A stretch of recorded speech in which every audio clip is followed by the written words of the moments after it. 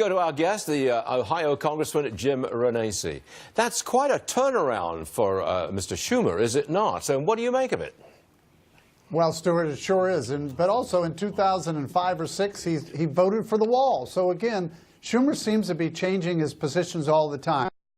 For a wall, he talks about immigration in 1995. Really, it's amazing. But that's the problem. And then he forces a shutdown last week, as we called it, the Schumer shutdown. You see, he turned that around pretty quick as well, too. Well, Senator Schumer says now, literally in the last, I think, 24, 36 hours, no wall. He's rescinded the offer to build the wall. And President Trump, in response, says, OK, no wall, no DACA.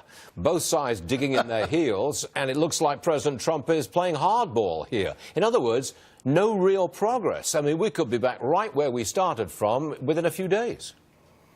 Well, Stuart, it's one of the reasons why I hate CRs. I really do. I try not to vote for them. We should be getting our job done in Washington, passing a budget, passing appropriation bills, then we wouldn't have these CRs and we wouldn't have these shutdowns. But again, I agree with you. What a horrible thing for Schumer to come out and say, well, I'm pulling the wall back right now. This is something that he voted for in 2005 or 6. This is something we need to get immigration moving in the right direction.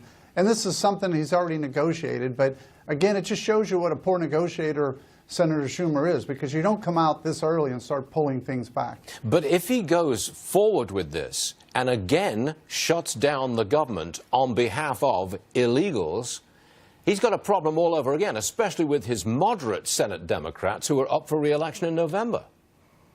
Well, absolutely. And look, the American people want to see immigration done, but they don't want the government shut down over immigration. He should be reading some of the polls and talking to some of the people back home like I am this week, back here in Ohio, talking to people who are saying, why would we ever be negotiating over illegal immigration on keeping the government open?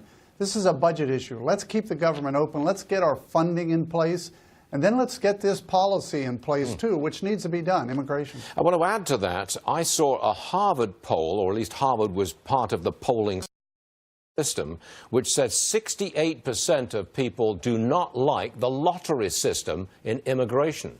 So it could be that Senator Schumer he's lost the country, lost the vote on this immigration reform. Well, absolutely. Look, we've got all kinds of polls that show they don't like the immigration system as it is today. It needs to be changed. They don't like the lottery system, which I don't either.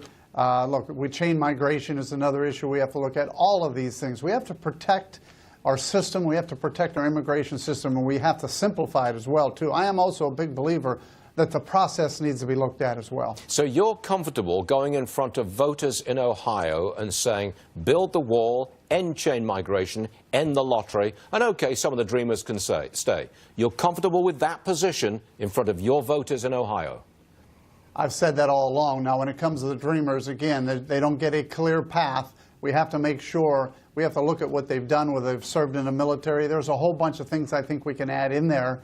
But at the same time, we got to make sure we protect our immigration process. Got it. Jim Renacci, always a pleasure. Thanks for joining us, sir. We appreciate it. Thank you. Thank you, Steve.